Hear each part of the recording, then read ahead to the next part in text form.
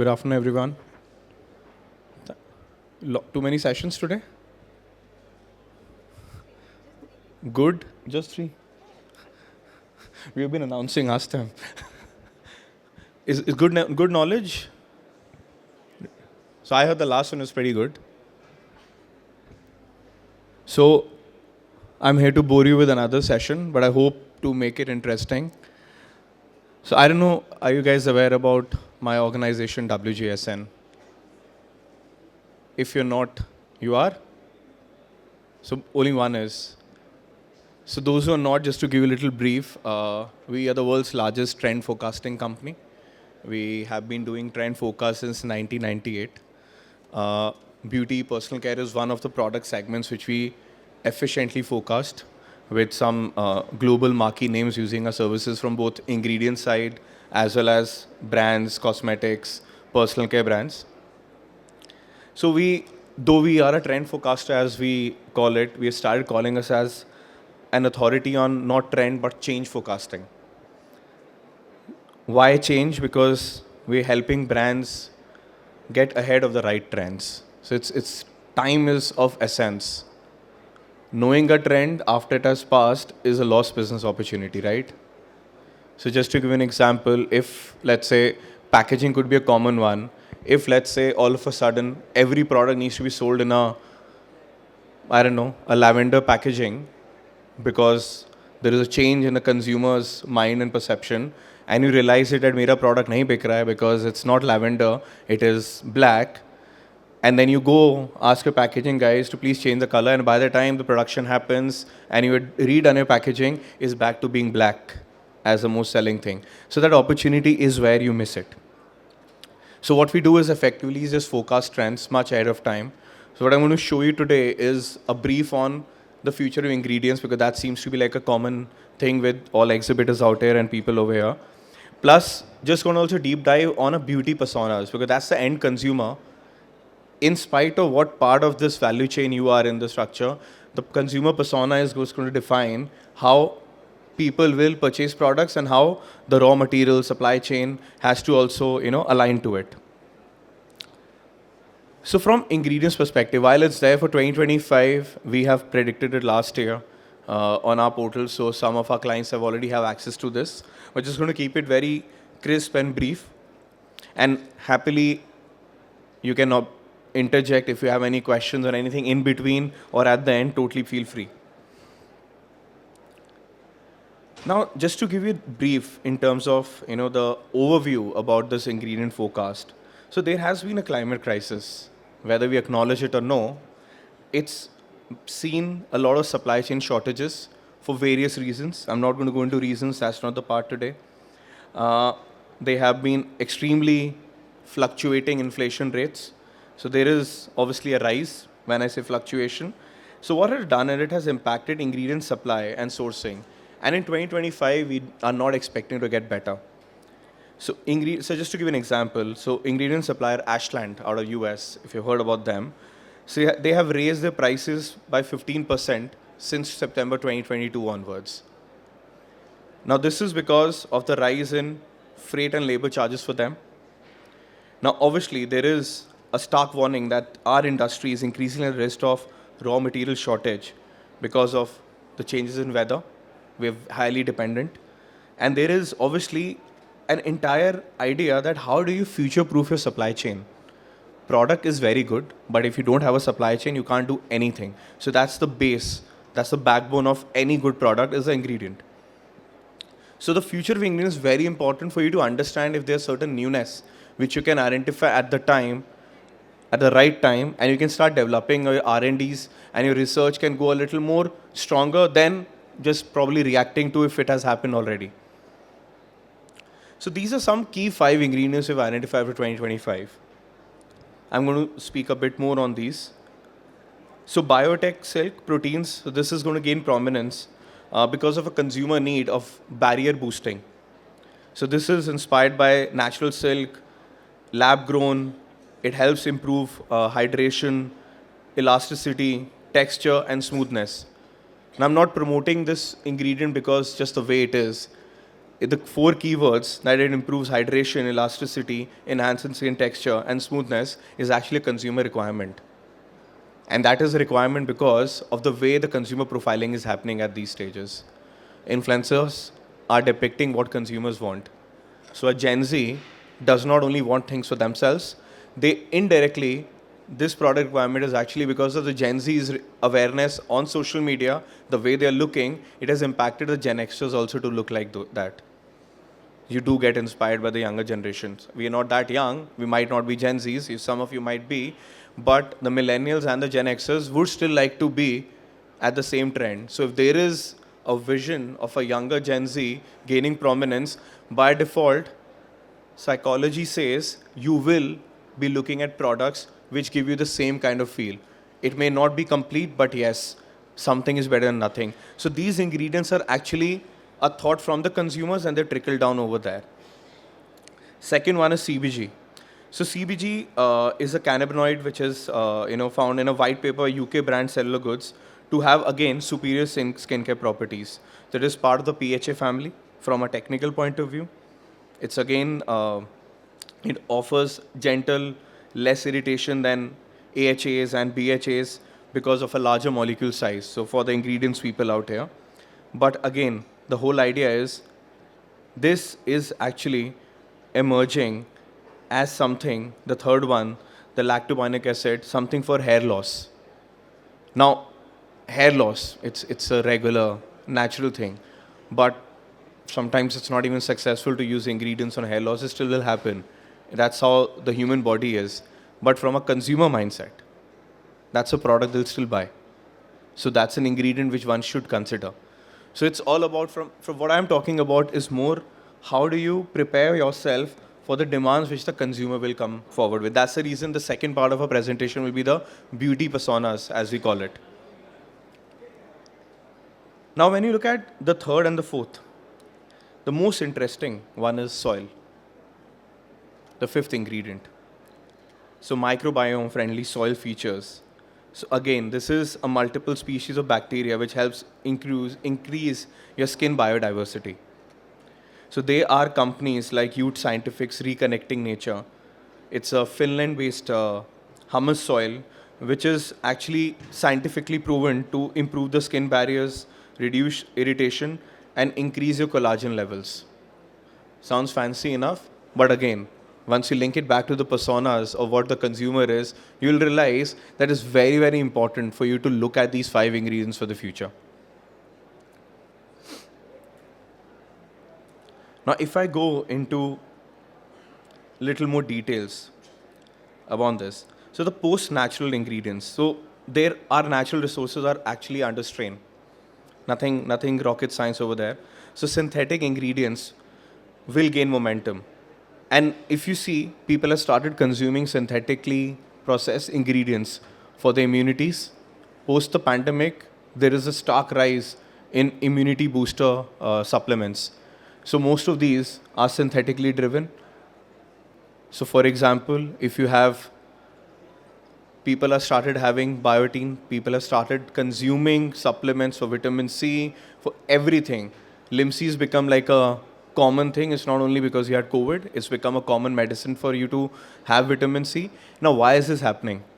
All of a sudden, not everybody's not become intelligent or these products were not available earlier. It's just that the consumer has understood that themselves, their self-expression, their self-belief, and their self-care is much, much more important than their surroundings. If I am healthy, if I am good enough, I'll take care of my surroundings. That's the mindset. So this conflicting desires of natural yet sustainable ingredients from the consumers will drive new sources. So just to give you an example of one of the researches we did before this research and this forecast, 60% of consumers rate sustainability as an important purchase criteria. So it's not only a marketing gimmick, it is actually purchase criteria. And 35% of that consumer base is willing to pay more. So what it does, you as ingredient suppliers can actually invest in certain ingredients which might even cost you a little more than the other alternatives available, but there is a consumer demand for it. So for natural plant-based, it will remain strong.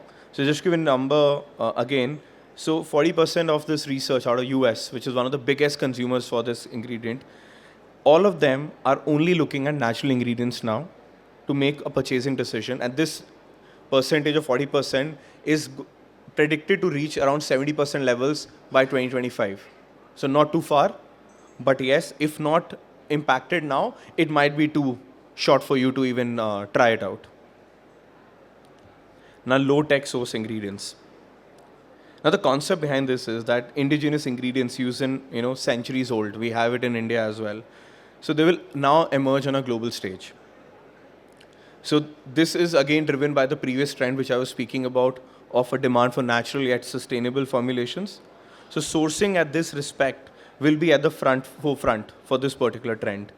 So this is influenced by low tech and regenerative farming methods. Now how you can action this. So start looking at ingredients which are used in traditional Chinese medicine, our Ayurveda, India's Ayurveda, and African herbalism. These are the three segments for this low-tech regenerative method which we are speaking and even telling you. And then start to amplify them with science, which you guys are anyways good at. So just to give an example, African botanics, they harness green chemistry to maximize potency of native ingredients such as the resurrection plant, which is found in Africa, the honey bush, and the marula. So again, what is happening is Ayurveda tells us things naturally derived can be consumed naturally, whether it's application on the skin or it's something you consume. But if you have scientific advancements and you can extract things and make them scientifically available to the younger audiences, is what this low tech trend is all about. Again, the concept of sustainability will not change. So take lead from traditional farming methods and consider this applicability of this entire value chain with practices that also respect people, customs. Very, very important for this trend is to respect people and customs, then nature. Because when you look at Chinese herbs, you look at Ayurveda, or you look at anything from Africa, all of these have a very cultural significance. So it's not just an ingredient focus, it is more of a cultural aspiration that yes, we're going back to the roots. So yes, this is extremely relevant for your skincare, hair care, bath and body products from a product point of view. Now the next generation microbiome, friendly ingredients. So skin rebindling, it will remain one of the consumers' biggest priorities by 2025, where consumers are putting health first.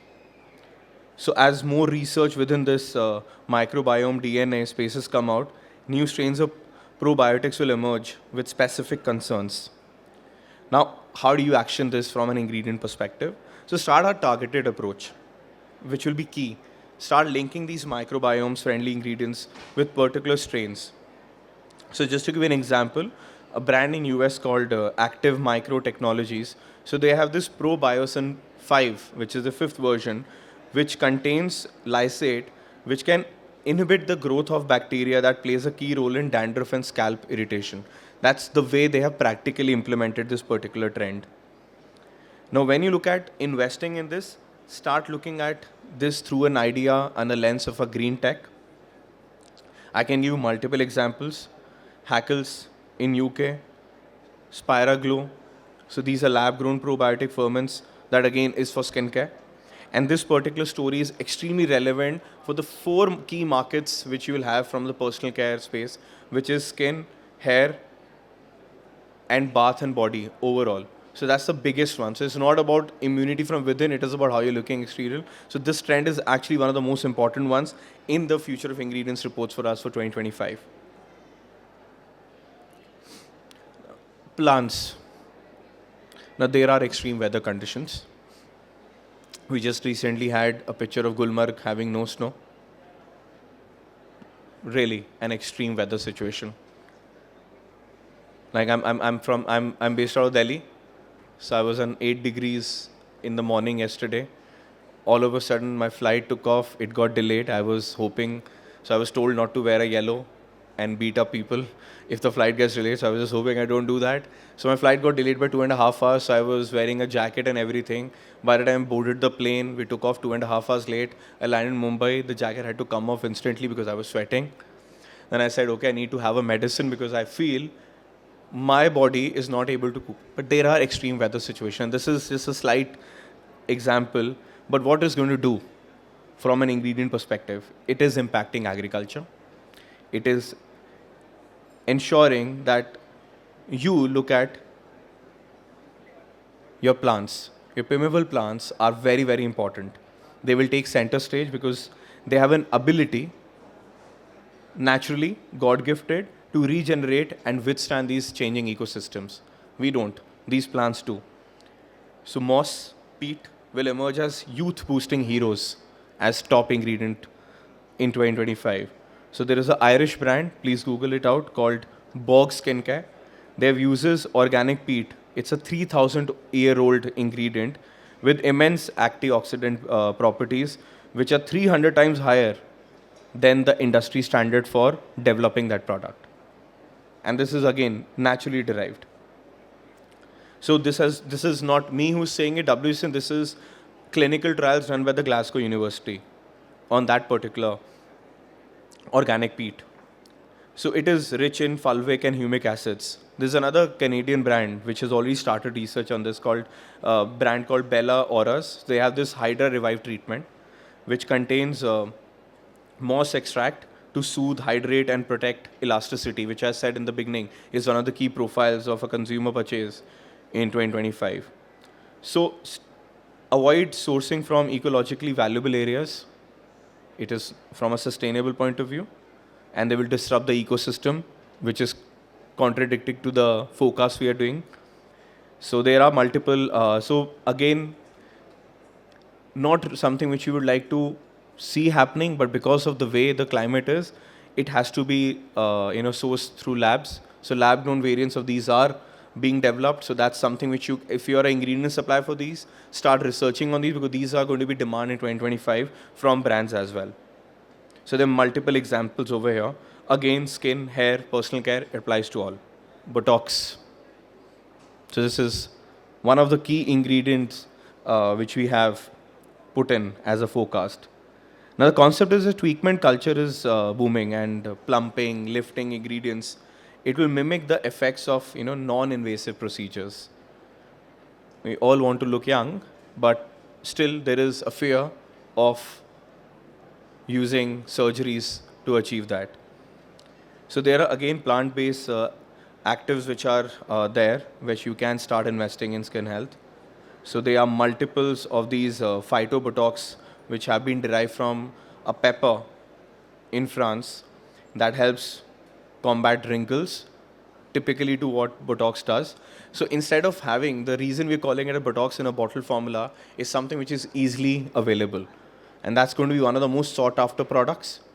So Botox treatments can not only be done clinically, they can be done at home, is where the concept is. And the multiples available. And you can also start looking at certain examples. So just to give an offbeat example, there is a Portuguese brand called Ignace. So they have this EPC factor complex, which has a plant-based solution which claims to carry actives deeper into the skin, again helping in regeneration. So multiple of these ingredients are available. So as suppliers start prioritizing on ingredients because brands will ask for it, that have clinical studies and are developed with critical chemists. So that's what the brand ideology will be in 2025, seeking on a particular product, which is Botox. Now again, I have spoken about climate crisis. This is again one of the key macro themes which is coming out for ingredients is your pantry ingredients. India mein to we have it at home, everything. You have acidity, you can have elaichi, you have hair loss, put coconut oil, may or may not result in good things. You have a cold, we have our tea, which you can put any cloves in and your cold will be gone. Or you can have just a turmeric milk while sleeping. So there's so many things. So when you look at pantry ingredients, getting them to the mainstream is where the focus will be in 2025. And this is the combination of supply chain, climate, and the rising cost of ingredients, which I spoke in the beginning. So the focus on humble foodstuff typically found in home will become a mainstream trend in 2025. So what this call for? It's not that people will substitute, we need to start scientifically look at these homegrown ingredients as a key ingredient story. So, for example, whether it's starches, grains, which can become affordable from a raw material perspective, but can also be made affordable from a consumer buying perspective. So, that's what the trend is all about. So, start looking at, just to give you tell you, there is a huge potential of sweet potatoes. You must be aware. So, there's a new study which is done in the US now. So, something which we go and have it on the streets, the sweet potatoes, roasted ones. So, there is a link between their leaf polyphenols and UV radiation damages. So there's a work happening in US. There's a brand called Clarions. So they have something called Rootness Awake, which is derived from sustainably grown sweet potato roots. So yes, it's very very cheap for them as a source for from a supply chain perspective.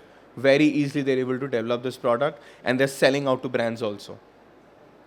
So this, just to tell you from a sweet potato perspective, this extract scientifically, you can obviously research a lot more on this. It actually is helping improve skin firmness around your eye contours. So look at the end product where it can be utilized. Rice, it's used in all countries in Asia. It's a cultural thing. How many Indians won't have rajma chawal as the my favorite dish? Indians, you might have to try, right? But so many, right? So there is a brand in Singapore called Forest Rhapsody. They use rice-based peptides, clinically proven to support cell regeneration and for collagen synthesis. As simple as that.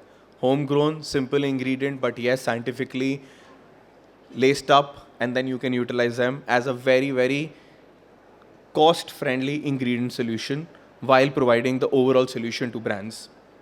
There are many, many examples from Japan. There are many examples over here. The idea is that don't divert resources from the food industry. So that add to deforestation. Again, be sustainability conscious.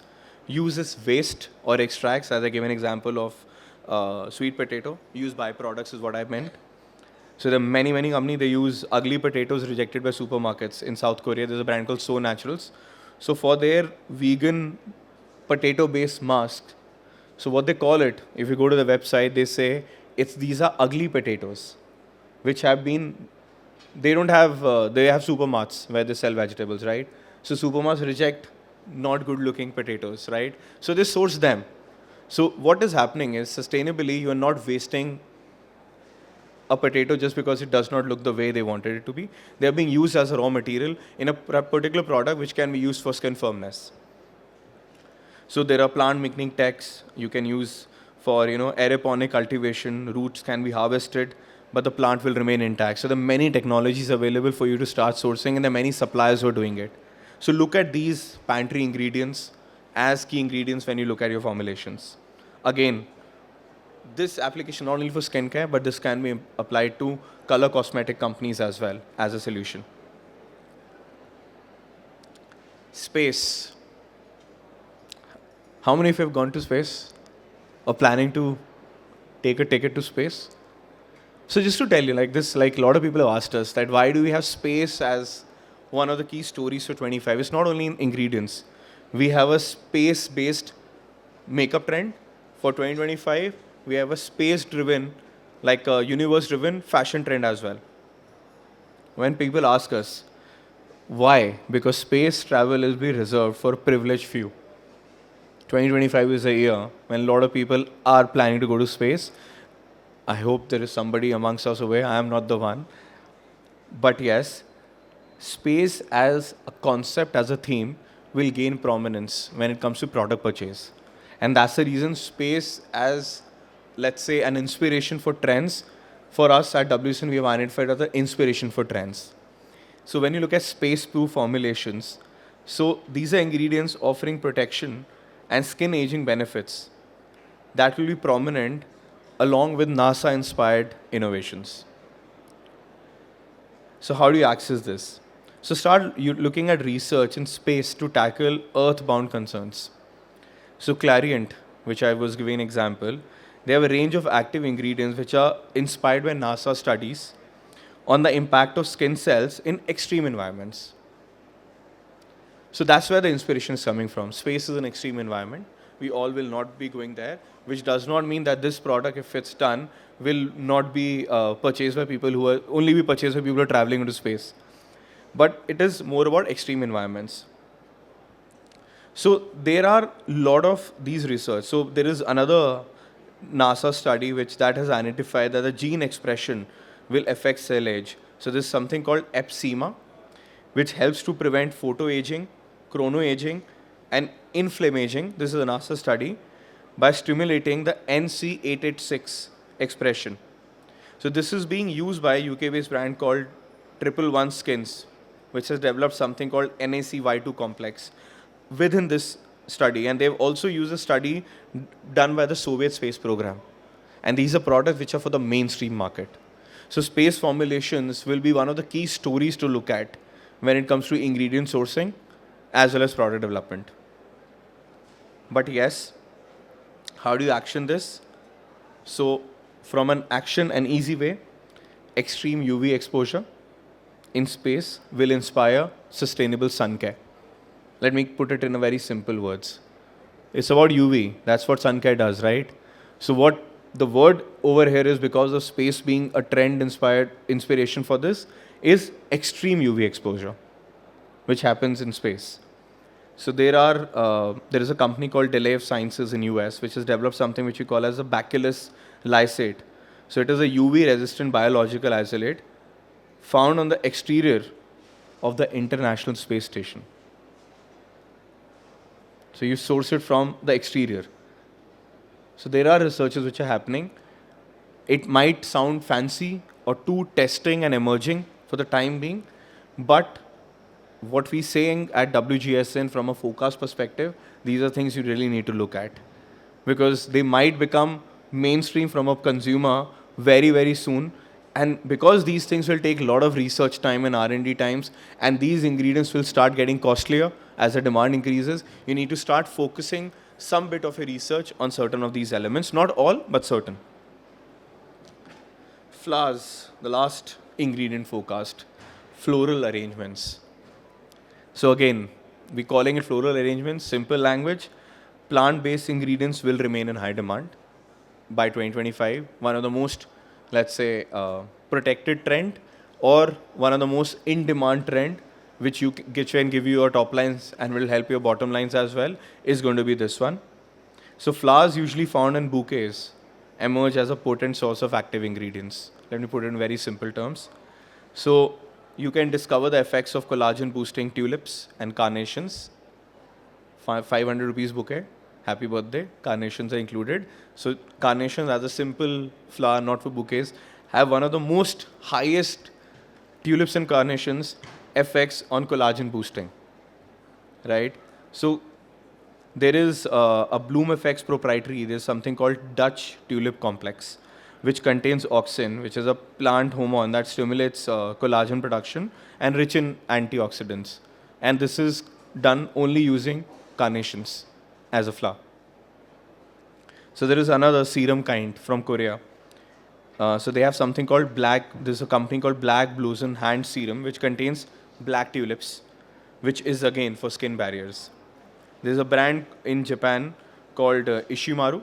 They have something called a product called Baby Cola, which is derived from carnation, and it obviously, as I mentioned earlier, does collagen type 3 production very easily. And it is found in abundance in infants also. So carnation and tulips. Now, only not these two flowers. Rose, happy Valentine's Day. Your red roses, your yellow roses. Roses are a flower. They have a microbiome balancing property. So Ashland, which I had given an example earlier, US is pioneering in flower-based research globally. So they have a rose-derived Rosalis, which works as a prebiotic and a postbiotic to preserve a healthy gut balance for your bacteria. As simple as that. And gut health is one of the most prominent immunity boosters in the next 2 years, and that market is supposedly is the fastest growing one when you look at gut, because gut has been identified as a key health beneficial, taking care of your gut has become very important. It helps you not age, as they say. you become a lot more fitter. So it has a lot of applications from a human body point of view. So that's where the research is. Now again, there are a lot of sustainable elements you can start looking at this. So I've just spoken about flowers, so let me just tell you, there is an environmental impact if you cut flowers in huge. So you have to be very cautious from where you are sourcing them. So just to give you an example, a study found that it takes 35,000 kgs of CO2 to grow 12,000 rose stems. Just 12,000 rose stems, it takes 35,000 kgs of carbon dioxide. एक bouquet में कितने दे देते हैं हम? 20-25 roses, a big bouquet, right? So just 12,000 rose stems of those. I'll do the calculations later, but that's the kind of CO2 which is going on. So just don't add to the problem. Though, see, these are contradictory trends. So there is always be a balance which we need to find, because lab-grown synthetics are available, but there is a consumer demand of going natural. So that's the reason there will be a lot of contradiction in the way you can source. And that's the reason we said that it will be expensive to source certain ingredients. It will be expensive to manufacture certain products with those ingredients. But there is a consumer which is willing to pay a cost for it. And that's where the world is heading. So either we head now or we head later is totally our call. So yes, as I said again, be part of the lab-grown revolution. Regenerative is obviously going to be non-negotiable. Put your skin health first from an end product point of view across categories. Hair, bath, body, cosmetics, surgeries, everything. Skin health is going to be the most important driver for a consumer. And yes, sweep the supermarket, look at sweet potatoes, look at onions, and a lot of things. So just go beyond the food industry. You can also look at jewelry, furniture, multiple things. Pearl is an anti-aging water-soluble protein extracted from black pearls, just to give you an example. So jewelry is also a source. So these are key action points when you look at 2025 from an ingredient. This is a macro forecast. Obviously, there will be a lot of other advanced forecasts, which obviously we can't show you. We have a short span of time. But how you action them also is where, from a company point of view, is also available for anybody who's interested. Now, where is this coming from? And any questions, any things on this part of the deck? Any inputs? If somebody is already doing something or heard about something what I just said? None? New, exciting, boring? Perfect. Now, why are these trends? Because there is a consumer. So let me ask you a classic question. Who feels the consumer is the king or the queen?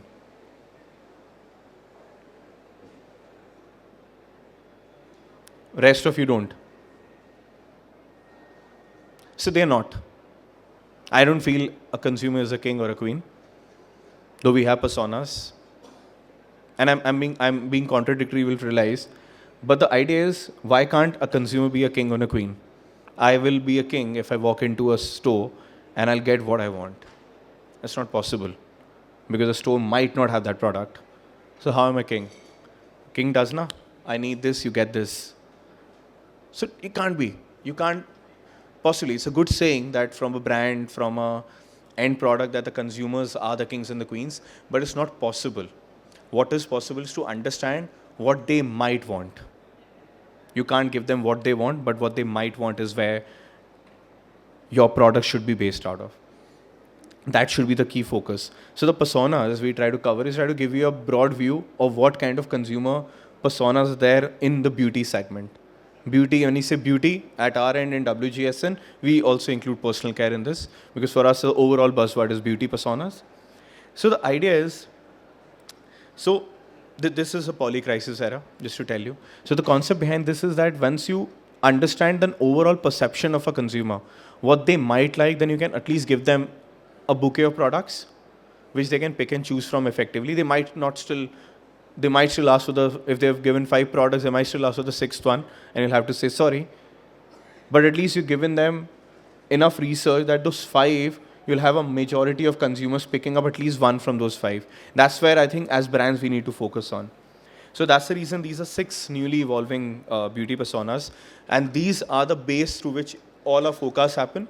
I'm showing this in after the ingredient forecast to tell you and draw parallels how they have actually come into the picture. So each of these personas which I'm going to speak about is holding a set of values rather than being specific demographic groups. They have certain values-based personas.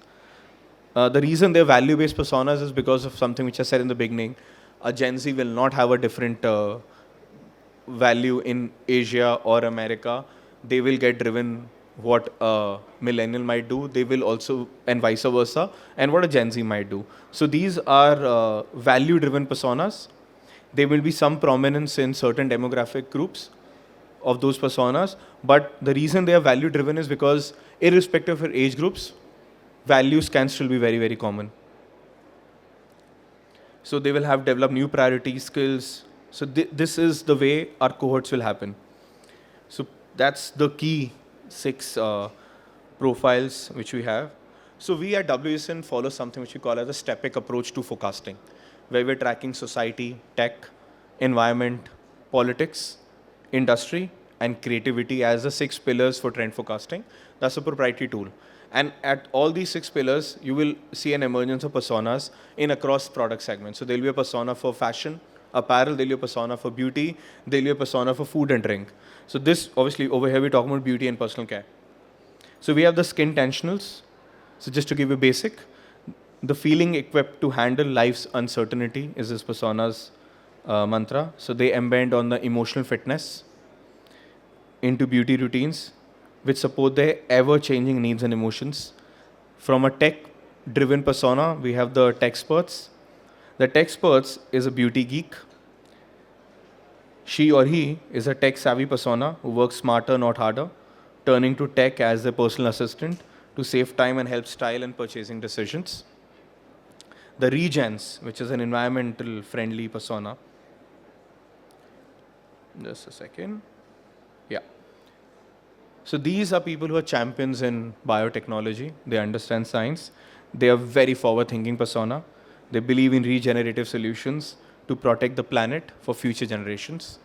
The 4th profile we have is the Skinix, which is a change maker. This persona leaves no questions unanswered. They will ask you questions. They are committed to holding beauty accountable, and they are also initiating discussions on community and how changes happen and impacts their community. The preservationist. So they are living life without excess. This is a conscious persona, the most conscious persona. It's committed to preserving planet's resources, and they're pushing back against fast fashion-like aspects to beauty. And then the chameleons, the creative personas.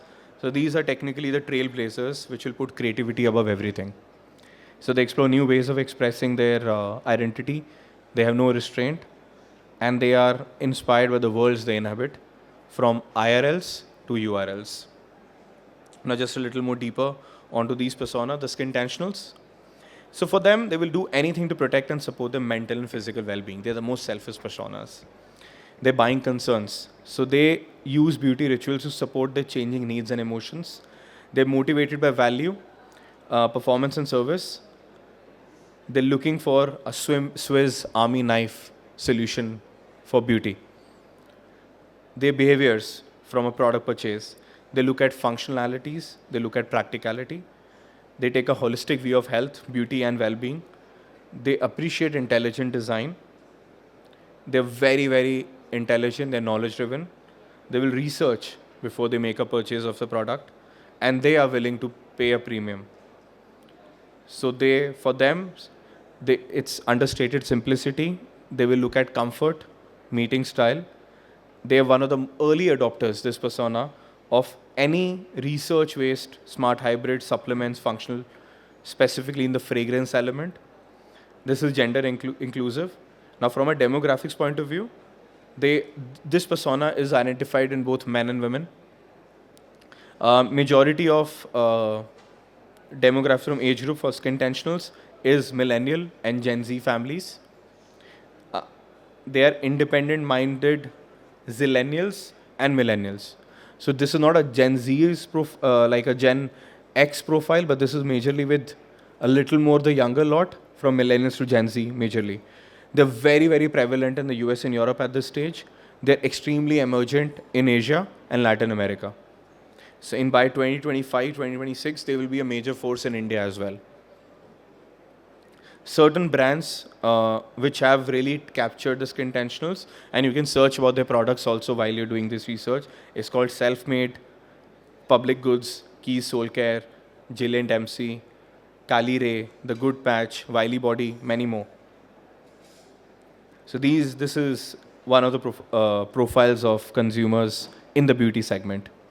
Now, how do you engage with them? So for them, every beauty moment is intentional, planned. They're invested in something which we call as emotional beauty. They believe that skin, mind, health are all interconnected. They will look at formulations that are more holistic in nature. So obviously, they have an affiliation towards prestige brands. They're obviously for the society, so eco-ethical is a very important parameter. But what they are really strong at is performance and convenience. They are not price conscious that much, so they're ready to invest in formulations which are expensive. But yes, they are not an extrovert. They are not even a balance. They're slightly more towards being an introvert. They are more sensing than intuitional, and there's a balance between thinking and feeling. And they are more of a, they perceive a lot more than judging. So they will direct their energy towards their own feelings. As I said in the beginning, self-care is going to be a big profile in 2025, where people are selfish in nature. Selfish does not mean they don't care about the environment. Selfish means that if I'm fine, or then I can make the world fine. So that's how you action them. So from a brands and products perspective, start having that added value to appeal to this cohort. Bespoke services will appeal to them.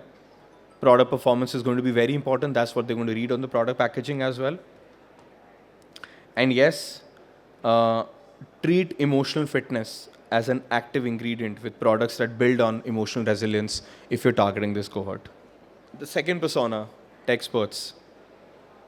So they will prioritize efficiency, efficacy, and personalization to maximize and ease everyday routines. And they're looking at adaptive designs for products. So what are their buying concerns? Majorly, they value products that cater to their specific needs, unlike the previous profile. So they will prioritize performance, hygiene, and safety. They'll seek clinical and solutions and which are salon grade at home. So they are very much more convenience centric. So they'll find joy in tech and wants to be the first to try a certain product. So they are more experimental in that sense. So they will be premium and luxury shoppers. That's the kind of line. Start looking at AI tools to personalize beauty routines for them.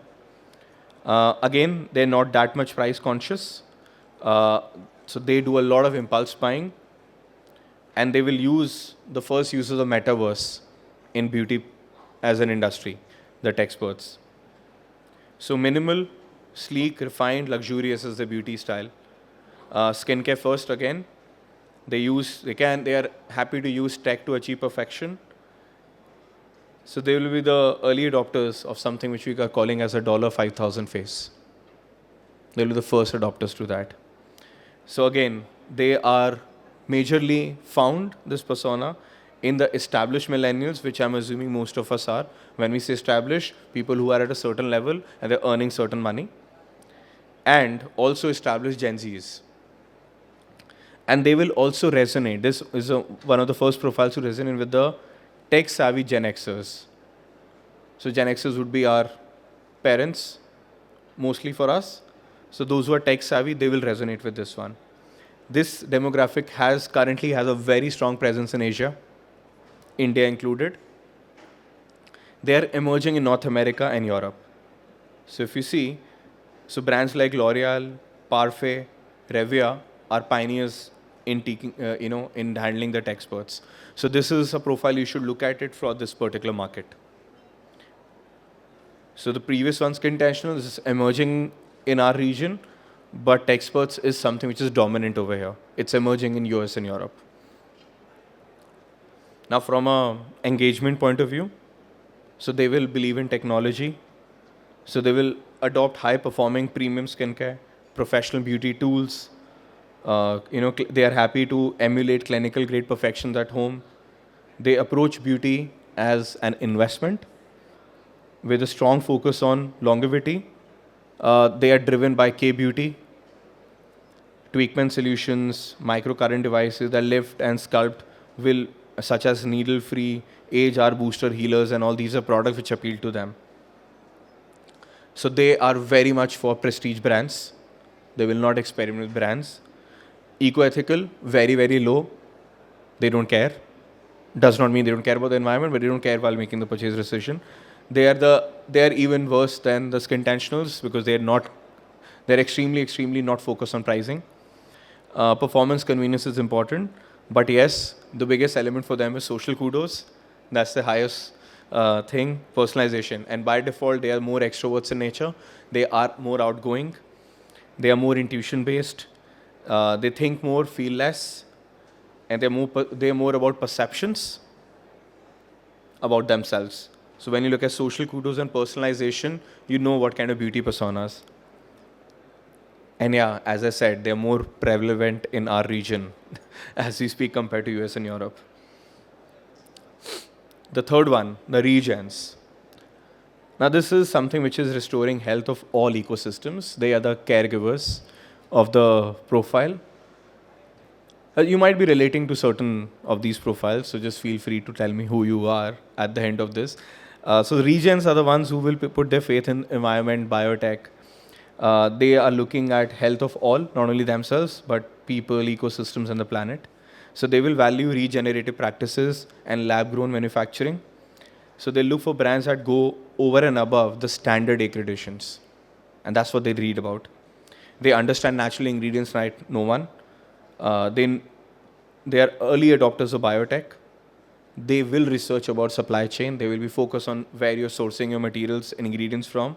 And they will value soil saving initiatives. They're very environmental conscious. They're clinical, post-natural aesthetics. They favor futuristic designs and innovative eco formats. They're extremely performance driven because of this. This is all generations across all genders.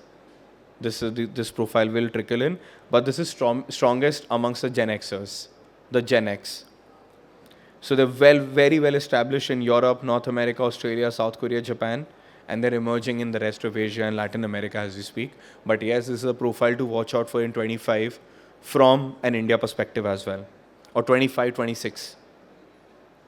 Certain brands which are really affiliated to this particular profile, DF18, Bisilk, 18B, Tiny Associates, Sita, Monday Museum. These are certain profiles you can look at for brands. Now they believe, this generation believes in the regens, that the humans have a their part to restore the environment for the future of all species. They are committed to protecting all ecosystems at any cost. They accept the importance of tech to restore health of the planet.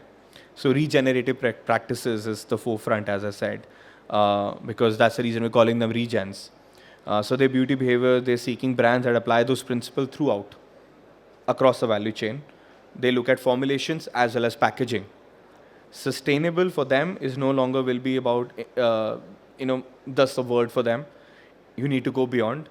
They will invest in brands that go beyond as I said, your standard government accreditations or certifications. So they understand the natural ingredients are not always better, and they're happy to embrace biotech alternatives. And they are, again, as I said, they are also not that price conscious, but obviously they don't work on social kudos, so their price affinity is still much more balanced compared to the previous two profiles, but they are very eco-ethical. That's the bigger beauty motivation. And rest of them are at balance. They are, again, a balance between extro and intro. They are more intuition based. They are more of a thinker, the extreme thinker, and they're very judging. Judging in the sense about which brands to buy, which brands not to buy. The Skinix, our fourth profile. So they look at beauty culture as a public health crisis. So they will call out all the industry bullshit on social media. They will dismantle all conventional standards of beauty. They will amplify underrepresented voices in the from a beauty perspective, and they will use beauty as a form of activism. Brands with shared beliefs and morals will be important to them. They will not condone brands that claim wash. For them, individuals is over an industry. Transparency is the most important for them, and they need cultural appreciation. So they will challenge your taboo topics and your traditional narratives by questioning everything. So they will drive interest in the anti-wellness movement, and they will be the first to rebel against perfections. They're boldly minimal. Their design, they will celebrate cultural heritage more with modern aesthetics. They will reject any normal ongoing stereotypes.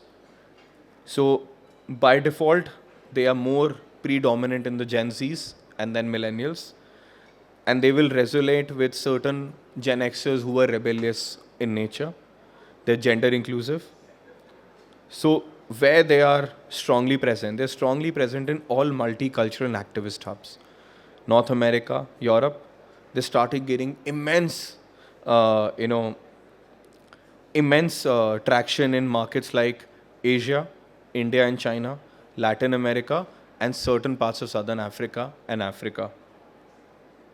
Brands like The Body Shop, Faye, Mad for Makeup are certain brands who are affiliated to Skinix a lot more than other brands. Now, they are optimistically nihilists. They turn to beauty in a form of activism with the hopes of finding a purpose and evolving the past beauty cultural, which were harmful to them and society. They have this something which we are calling as societal rage. This is a very young persona. They will harness positive cynicism by leaving no questions unanswered. So they would ask you to be transparent. They are extremely an extrovert. For them, personalization is important. They're eco-ethical, price conscious. Yes, they do not want to spend too much. Like unlike the other ones, performance is important. Social good is at a balance. So this is one of the most balanced profiles you'll see. And the reason they're balanced is because that's what they are. Rights. Everything needs to be done right, so they can't. But yes, they will ask you questions, and that's where the biggest problem is. They're politically informed on the world around them. They will look at. They are the ones who will opt to take action. So they will the ones who will be happy to file complaints in the consumer court if your product does not do well. That's the profile. So they have so many campaigns. So have you heard about this campaign called Be Seen, Be Heard? In the Body Shop in Britain has gone through. So this was created in order to understand young people's political participation. So there is a lot of such campaigns, and this is the key profile which does those campaigns. So for them, this persona will be the first ones to initiate conversations surrounding, taboo beauty topics. For example, sexual wellness or period care. So this is something which this persona has raised. And now both of these, sexual wellness and period care, have become one of the key clinical personal care products in the future for brands to look at it. So there will be a lot of these things. So Faye Beauty in India, they have this unfiltered photos to ditch the unrealistic beauty standards on social media, if you've seen. So that's the profile we're talking about. So what they believe is that it takes a lot of effort to transform the beauty industry. So for them, beauty industry is the most flawed industry because it's not real. Yes, we guys are not real. But yes, we still are needed because we take care of you. But still we are not real. And that's a profile which is the core pillar of this movement against beauty rituals, which are harmful for the society as a whole. So look at these brands. They will look at these brands from a very judgmental point of view. And that's the reason they're extreme judging in their nature. So when you engage with them, you need to ensure that you don't do anything which will put you to their rages on social media. They'll be the trolls to the beauty brands. They'll be the activists to the beauty brands. So finding a balance between all these profiles is going to be where the challenges for brands is typically. Then there we have the preservationist. So they are the ones who don't want beauty to become fast fashion based, like what Zara did. So for them, excess consumption needs to be reduced. Waste across industry needs to be reduced. They will be the ones to talk about alternative sourcing methods of ingredients so that we can preserve all species. So brands which are serious about end-to-end circularity will appeal to them. Sustainable products for them should be affordable and accessible to all. That's the mantra. So they're committed to negative waste lifestyle. So they will look at beauty purchase with value, small batch, seasonal drops, localized production, repurposes, reusing of those products is where this brand makes it, this profile persona of consumer makes a purchase decisions. They will value sustainability a lot more, ethics much more. They do not care about performance and aesthetics if their values are met. So they will appreciate handcrafted artisanal methods. They will be the first ones to adopt upcycle ingredients and refills. Uh, Unfortunately, men form a very small percentage of this profile. This is more predominant in women. They are much more nature loving. This is cross generational, so there is no generational bound to it. This is not a Gen Z, Millennial, Gen Xers. It's majorly a woman driven profile, and by default, psychologically, women are much more of a preservationist than men. We are destroyers. Sorry, guys. Right? So this is borderless. To be honest, this is one of the key persona which is borderless at this stage. It is strong across all regions. You have a certain profile which is there. So brands like Crave Beauty, Children of the Sun are the ones which are doing very very strong work to appeal to this perseverance. Sorry, profile. Now, this is the conscious profile. So for them, prestige brands do not matter. Any brand would do, which is there for the society. Extremely eco-ethical, that's the bigger driver. Price conscious, extreme price consciousness. The most price conscious consumer. Performance, they're okay with. Convenience, they're okay with. Social kudos, yes, because they're doing something for the society. Personalization, not so more. But yes, eco-ethics is very, very important for them. So they want the beauty industry to be more sustainable. It should be a standard. They are the ones which will buy less. They are the ones which want an end of abundance culture. They will be the ones who will champion the ingredient focus I spoke about. So they will seek brands to take full responsibility of what you do with the environment. So brands which try to find solutions or start finding solutions which impact the entire value chain in the beauty segment will appeal to them a lot more. So many brands, UK-based Upcircle, they are looking at byproducts from food. I spoke about flowers and all. So this will be the profile which will be the first ones to adopt to these. So for them, certain strategies where you can look at is multifunctional formats, large drop packagings, waterless formulations. So those things will appeal to this cohort. So yes, start creating products with this concept of the minimal waste lifestyle and ethos.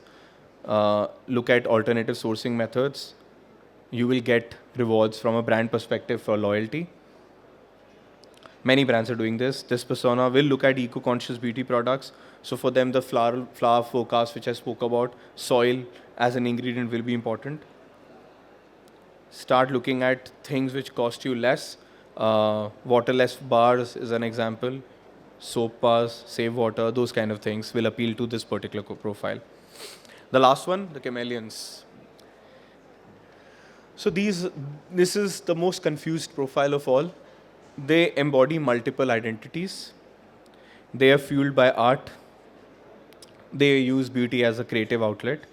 So they will harness on makeup and fragrances as a form of identity over enhancements. They will value aesthetics above everything else. So tools will be more appealing to them. Makeup removal, setting, hair setting, face setting products, styling products will appeal to them a lot more. So they are driven because they are the creatively driven profile. They are driven by their emotions. They're willing to pay for aesthetics no matter what the price. They're open to exploring applications by using them on their faces and their bodies as a canvas. They invest in micro trends and social subcultures. So for them, the beauty style, they are surreal, anti-perfectionist, fantastical. They will use scent to for their identifying of their moods and emotions. They experiment with beauty filters to create looks which are beyond human capabilities. This is a profile which is extremely dominant in the Gen Z, and majorly Gen Zs are the one which are driving this. And certain defined millennials, I'm not one of those, I'm not a defined millennial, but yes, certain defined millennials are also there. Very non-binary from and very gender inclusive. Again, borderless, extremely driven by South Korea, Europe, and then North America. Growing in Asia, not very strong in India as of now. This is emerging in Latin America, extreme strong presence in Brazil at this stage. And the meta face is much more prominent in Asia, but majorly driven through Korea. But yes, slowly and steadily trickling to our market as well. So brands like Anko Beauty, Half Magic, Toot Beauty will appeal to them. Yes, for them, chameleons, we call them as the walking pieces of art from a beauty thing because they will put everything on their bodies first. So beauty for them is more than enhancement appeal. It helps them do performative arts. They want to act upon it as a canvas. So the breaking the sameness factor is at the heart of this persona. So they are more social-led profiles than anyone else. They're very, very extroverts. They're intuitive based. They only believe in perceptions. They are more about feelers than judging. They will adopt something which we call as a Vuja De mindset, where they question their perceptions of beauty themselves. Limited edition collections, high price collections is what's going to appeal to them. Anything which tells them that you can strategically imagine on yourself is the product they will. So if you've seen UK brand called Isamaya brands, they do these limited edition drops. The first purchasers of those are the chameleons. So they will look at digital makeup innovations, and they are the ones who are looking at the progressions of AI as a medium of creativity. They are the ones who want the beauty filters which you see on Insta and social. They want that to be available to them in real life. Getting the filter look in IRLs is going to be the biggest challenge the beauty cosmetic industry will have in the next 5 years, but that's where the world is heading. So for example, if you have a filter which makes you look a certain way on Insta, you need a cosmetic product which makes you look the same in real life. So there's a challenge for anybody who's supplying over to cosmetic or is a brand itself. So start looking at tools. This is a profile which thrives in transformation. Many brands like Half Magic, Toot Beauty have spoken about them. They are offering certain products. Product removal is the most important and the highest selling product to this profile. Because they put so much of product, they need product removal as well. So a lot of these beliefs come that skin is also important to them not because they're looking at health, skin is important to them for the next canvas they want to paint. So that's the key 6 profiles. So from an action point of view, look at empathy and purpose while you're designing your products, selling your products.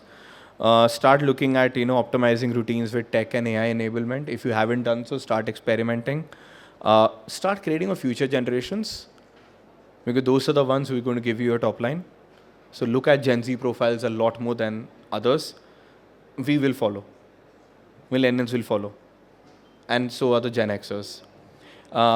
Provide proof of claims because there is a common story behind all the profiles I spoke about. They need transparency from brands. And design for the individual because customization might become key because that's one of the, again, key core segment. With this, thank you so much for your time. Hope we've given you something to think of in case there are questions. And if you have time, please feel free to talk, or if you have any pointers to make you're doing something, or if you're related to a profile, please feel free to give your inputs. Thank you again.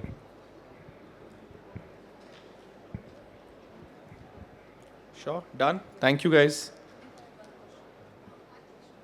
Yeah. Thank you. Really nice. The regions and the other one, preservationists, Yeah. are they not very close? Very, very. What differentiates? See, to be honest, all profiles are very close. But these I thought were See, it will happen when you look at a profile. So when you look at regions and preservationists, they have very similar stories. They're both of them are actually caring for the environment a lot more than other generations. But then there are certain factors. One of them is more price conscious than the other one. So one wants everything to be for the society. The other one still wants to preserve what's there. So one would be more experimenting. The other would be not. One of them is much more tech driven, that yes, you need to find some tech solutions to this. The other one is like, look at the culture and give me solutions. So they are, and not only these two, rather, if you look at all the profiles, there will be similar strains. You might have 6 profiles in yourself for certain purchases. But the idea is when you look at these personas, you will appeal to one cohort a lot more. You can't expect every consumer to come and buy from you, any walk-ins to buy from your store. So you need to create for something where something is there for at least that one person in every 5 walk-ins. And that's what these personas help you do. But yes, when you look at the action points which I gave in the end, they're very, very similar. What we've done from action points is pick up similar stories so that you can appeal to all. Because at the end of the day, there are a lot of cross-generational. That's the reason we said in the beginning, these profiles are more value-driven than age. You can't profile consumption or purchase decision through only age. It's a very passe thing. You should not be doing that. It is not possible to say somebody at a 25-year-old. That was like something we did 10 years back. 25 to 35 will buy this. Nahin. Now you'll see a 20, you'll find a 55-year-old person also wearing sneakers for formal meetings. That was not something we used to define product decisions earlier. 55, yeah, leather boots, Oxfords and all. Ab nahi hai. And it's a fact. So, these profiles, you'll find a lot of similarities. The idea is to identify them a lot ahead of time is where we are coming from. Thanks. Yeah. Perfect.